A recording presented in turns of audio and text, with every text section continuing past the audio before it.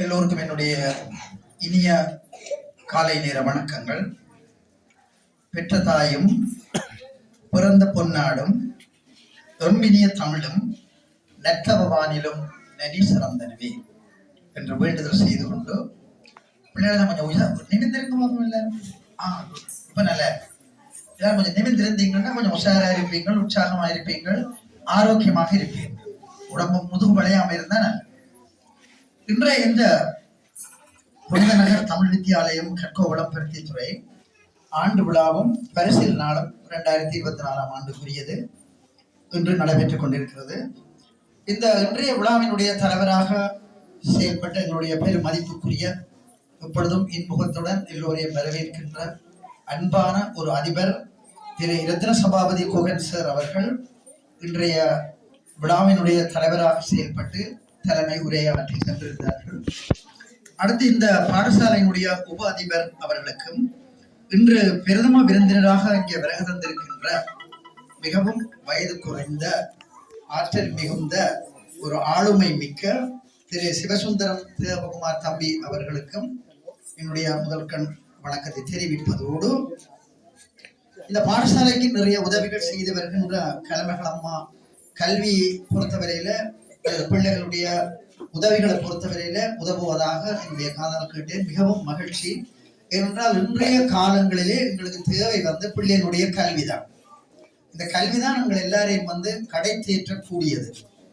இந்த கல்வியில் சிறப்பாக இருந்தால்தான், அல்லது அந்த தம்பியை போல ஏதோ ஒரு வகையில உயர்வாக இருந்தால், அவருடைய தொழிலுடைய அதிபராக இருப்பதால், அல்லது தொழிலை செம்மையாக செய்வதால், தொழிலை சிறப்பாக செய்து மற்றவர்களுக்கு உதவுகின்ற அந்த மனப்பான்மை இருக்கின்ற வகையில நீங்கள் மாற்றப்பட வேண்டுமாக இருந்தால், உண்மையாக நீங்கள் இந்த பாடசாலையிலே கற்கின்ற காலத்திலே சிறப்பாக கற்க வேண்டும். என இந்த காலத்தை தவற விட்டால் உங்களுக்கு இனி இந்த காலம் திரும்ப போவதில்லை.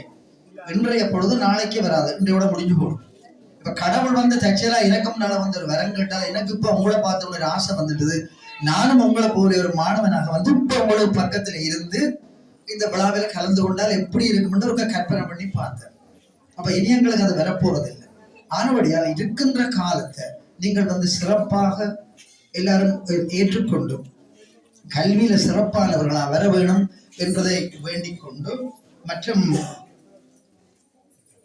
இந்த விழாவுக்கு வருகை தந்திருக்கின்ற பெரும் மதிப்புக்குரிய ஐயாமோகன் சார் அவர்களும் இந்த பிள்ளைகளின் மேல் அன்பானவர், பிள்ளைகளை தன்னுடைய காலத்தில் நன்றாக வைத்திருக்க வேண்டும் என்பதற்காக பாடுபடுகின்றவர்.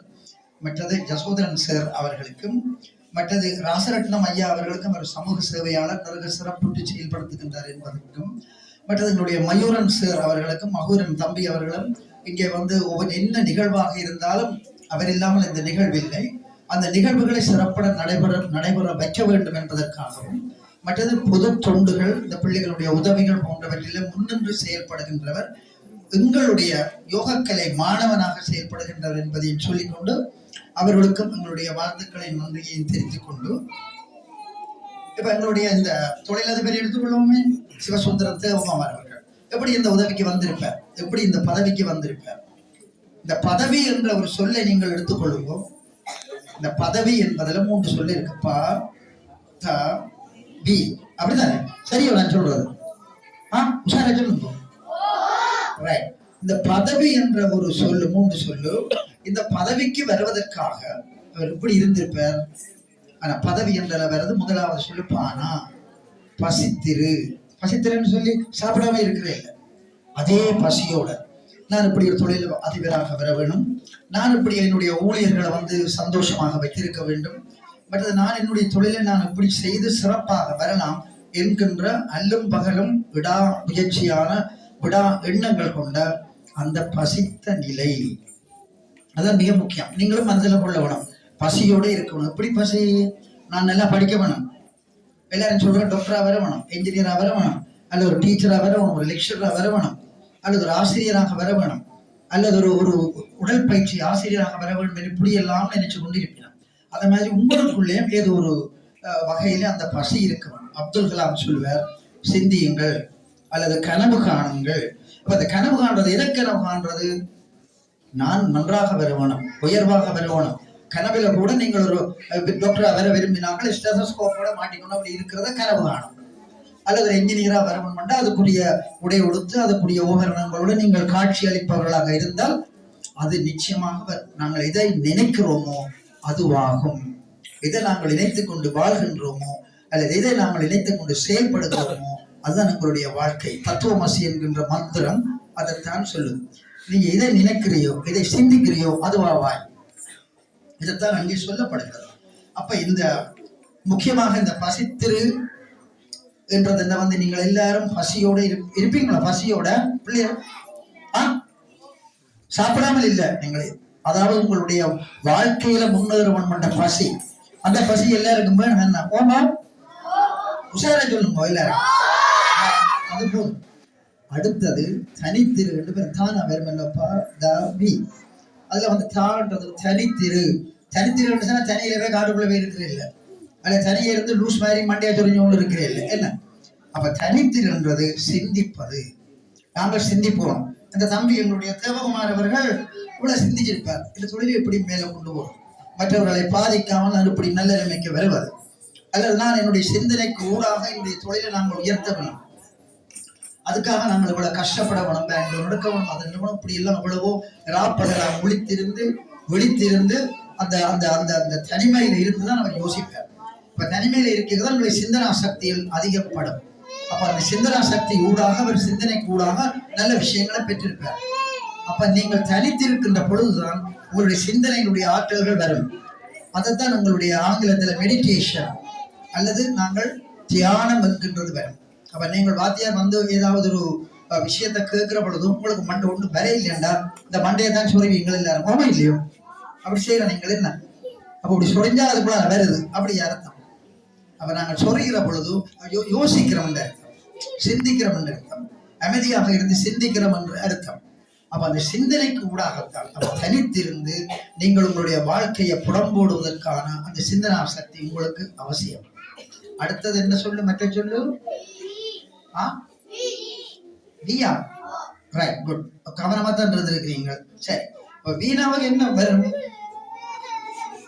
சொல்லுவா மாறாவது என்ன என்ன தம்பி சொன்னீங்க? விழித்திரு. சரியா சரியா, விழித்திரு. விழித்திருக்கிறது என்ன? கண்ணை மூடாம கண்ணை திறந்து கொண்டு இருக்கிறது அப்படியா? இல்ல. விழித்திருன்றது நாங்கள் செய்கின்ற ஒவ்வொரு செயலையும் விழிப்போடு செய்யணும். ஸ்போர்ட்ஸ் மீட்டுக்கு நான் வந்தேனா அப்ப நீங்கள் ஓடுறீங்கள், கண்ணை மூடிக்கொண்டு ஓடையில்லாது விழிப்போட இருந்து ஓடணும். விழிப்புன்றது உங்களுடைய புலன்கள் அத்தனையும் அதுக்குள்ள செயல்பட்டு அந்த விழிப்போட இருக்கிற உணர்வு தான் விழித்திரு. அப்ப உங்களுக்கு பதவி கிடைக்க வேண்டுமாக இருந்தால் பசித்திருக்க வேண்டும். எந்த பசி? அந்த நாங்கள் எதை செயல்படுத்துகிறோமோ அதுக்கான ஏஜ். ஆங்கிலத்தில் நல்ல சொல்லு ஏஜ் சொல்லி சொல்லுவோம். விழித்திருக்கு, பசித்திருக்கு. அடுத்தது தனித்திருத்தல், அது மெடிடேஷன் என்று சொல்லலாம். மெடிடேஷன்ன்றது விழிப்போடு இருக்கிறது கடைசியாக வருது. இது தனித்திருக்கிறது உங்களோட சிந்தனா சக்தியை தூண்டுவதற்காக இருக்கிறது. அடுத்தது வந்து விழித்திரு. அப்படி இருந்தால் என்ன கிடைக்கும்? இப்ப நான் சொன்னது பசித்திருக்க வேணும், தனித்திருக்க வேணும், விழித்திருக்க வேணும். என்ன கிடைக்கும்? பிரித்தா சொல்லுங்க. சொல்லுங்கம்மா, நீங்க சொல்ற சரி. பிரித்தா சொல்லுங்க. பதவி கிடைக்கும். என்ன கிடைக்கும்? நீங்க நினைக்கின்ற பதவி உங்களுக்கு கிடைக்கும். சரியா? அந்த பதவி கிடைப்பதற்காக நீங்க என்ன செய்யணும்? நன்றாக அந்த ஒரு விஷயத்தை பற்றி சிந்திக்க வேணும், பசியோட இருக்க வேணும். அந்த பசியோட அந்த எதை நாங்கள் செய்கின்றோமோ அந்த பசி தனித்திருக்க வேணும். இப்போ வந்து மெடிடேஷன், அந்த சிந்தனா சக்தி இருக்க வேணும். அடுத்தது வந்து வெளிப்போட இருக்க வேணும். இதுதான் மிக முக்கியம். இதெல்லாம் கிடைச்சால் கண்டிப்பாக நீங்க நினைக்கிறதுக்குரிய ஆளாவீர்கள். இதோட பெரிய பெரிய மகான்கள் சொல்லுவார், சர்வ், லவ், மெடிடேட். சர்வ்ன்றது என்ன? சேவை செய்வது. இப்ப இந்த தம்பி வந்து உங்களுக்கு இங்க எல்லாம் ஸ்பான்சர் பண்ணி இருக்கிறார். யாரு? தேவகுமார் அவர்கள். சேவை, அந்த சேவையில தான் நாங்கள் எல்லாருடைய உண்மையான இன்புகங்களையும் காணலாம். பசித்தவர்களுக்கு சாப்பாடு போடுறது, படிக்க விரும்புகிறவர்களுக்கு அதுக்குரிய உபகரணங்களை கொடுக்கறது, கல்விகளை கொடுக்கறது, அதெல்லாம் பெரிய பெரிய பணி. அதுதான். அப்ப அந்த அம்மாவெல்லாம் கல்விக்காக இவ்வளவோ உதவி செய்வதாக கேள்விப்பட்டேன். கிழமைகள் அம்மா பெரிய விஷயம். உங்களுடைய வாழ்க்கைக்கு அத்திவாரம் வந்து கல்விதான். இவங்களை மிஞ்ச போறது கல்விதான். வேற எதுவுமே எங்களுக்கு கல்வி வராது. வேற ஒன்றுமே கல்வியை தவிர வேற எதுவுமே எங்களுக்கு நன்மையை செய்யாது. அப்ப நாங்கள் எல்லாரும் படிக்கிற காலத்துல நல்லா படிக்கணும். உங்களுக்கு உண்மையிலே இருக்கின்ற அதிபர் அவர்கள் திரு கோகன் சார் அவர்கள் எவ்வளவு பாடுவார்கள். உங்களுடைய ஆசிரியர்கள் எல்லாரையும் எனக்கு தெரியும், உங்களுக்காக பிரயாசப்படுகிறார்கள். நீங்கள் உங்களுடைய அப்பா அம்மாவை நேசிப்பதன் மேலாக ஆசிரியரை நேரி மாதா பிதா குரு தெய்வம் என்று சொல்லுவேன். அதை நீங்கள் எப்பவும் மனதில் வச்சிருக்கணும். திரும்ப வேணா நிமிந்திருக்க பாப்போம் சொன்னோட நிமிர்றீங்க, அப்படியே கீழே போறீங்க. அப்ப அந்த விழி நிமிந்திருந்தோன்னா இந்த விழிப்போட நிமிந்திருந்தீங்கன்னா அப்படி இருப்பீங்க, சரிதானே? அப்ப அது மட்டுமல்லாமல் இப்ப இங்கே இந்த விழா மிக சிறப்பாக நடைபெற்றுக் கொண்டிருந்தது. உங்களுக்கான பரிசுகள் காத்திருக்குது. இங்க இந்த வரவேற்பு நடந்தது. பிள்ளைகள் அருமையாக நடனமாடி இருந்தார்கள். இப்படி ஒரு சின்ன பாடசாலையில வந்து இப்படி ஒரு நடனம் ஆடுவதை பார்க்கும் பொழுது உண்மையில மிக சிறப்பாக இருக்கிறது. அப்ப நான் கேட்டேன், சார் டான்ஸ் டீச்சர் இருக்கிறவங்க இல்லையா, மியூசிக் டீச்சர் எல்லாம் பழக்கம் 2 in 1 3 in 1 எல்லாம் நடக்குது. அது நல்ல விஷயம். அப்ப அந்த டீச்சர்ஸுக்கு வந்து சில பேர் டீச்சர்ஸ் அனைவா இருப்பினும் எனக்குரிய வேலையை செய்தோட நான் இருப்போம், நமக்கே மற்ற வேலை அப்படி இருக்க. அந்த அர்ப்பணிப்புன்றது மிக முக்கியம். அப்ப அந்த அர்ப்பணிப்போட உங்களை அவை வந்து பழக்கையாகும். அப்ப இந்த விழாவிலே அந்த நடனம் ஒரு சிறப்பான நிகழ்ச்சி. அந்த பிள்ளை பேசின பிள்ளை இந்த பாடசாலையினுடைய வரலாறு எல்லாத்தையும் சொல்லி 7 வருடங்களாக இருந்த கதைகள், மற்றது நாகர்கோவில் இருந்து இடம்பெயர்ந்திருந்த கதைகள் எல்லாம் வந்து கேட்கக்குள்ள அப்படியெல்லாம் நடந்திருக்கும்னு நாங்கள் யோசிக்க வேண்டி இருக்குது. நாங்கள் பரிந்துரைதானே இருந்தாலும் எங்களுக்கு இந்த வரலாறுகள் தெரியாது. அப்படி இந்த பள்ளிக்கூடம் சிறப்பாக இவருடைய காலத்துல சிறப்பாக நடந்திருக்கு. அவருக்கு பிறகும் கூட வருபவர்கள் இந்த சிறப்புகளை பேணுவதற்காக எங்களோட மயூரன் போல உள்ளவர்கள் எல்லாரும் வந்த ராசரத்னம் ஐயா போல உள்ளவர்கள், இந்த கலமகள் அம்மா போல உள்ளவர்களுடைய உதவிதான் மிக தேவை என்று சொல்லிக்கொண்டு எனக்கு ஒரு வாய்ப்பு தந்திருக்கிறீர்கள். திரும்ப நிமிந்திருக்க எல்லாரும் அதுதான் தேவை. நான் திரும்ப சொல்றேன், நிமிந்திருக்க பணம் உண்டு. அப்படி நிமிந்திருந்தீங்கன்னா அதே உங்களோட தியாகத்துக்கு வழிவகுக்கும், உங்களுடைய ஆரோக்கியத்துக்கு வழிவகுக்கும். எல்லாரும் வந்து யோகாசனம் செய்யணும், அதுதான் மிக முக்கியம். இன்றைக்கு தெரியும், சமீபத்துல ஒரு மெடிக்கல் ஸ்டூடெண்ட் அன்ராஜபுரத்தில் நடந்த ஒரு சம்பவம் எத்தனை பேருக்கு தெரியுமோ தெரியாது. அநியாயமாக அந்த பிள்ளையினுடைய வாழ்க்கையில வந்து ஒரு காமுகன் வந்து விளையாடிட்டான். அப்ப அதுக்கு காரணம் என்னன்னு சொன்னால், அந்த பிள்ளைக்கு சில விஷயங்கள்ல விழிப்பில்லை, படிப்போடு இருந்தது.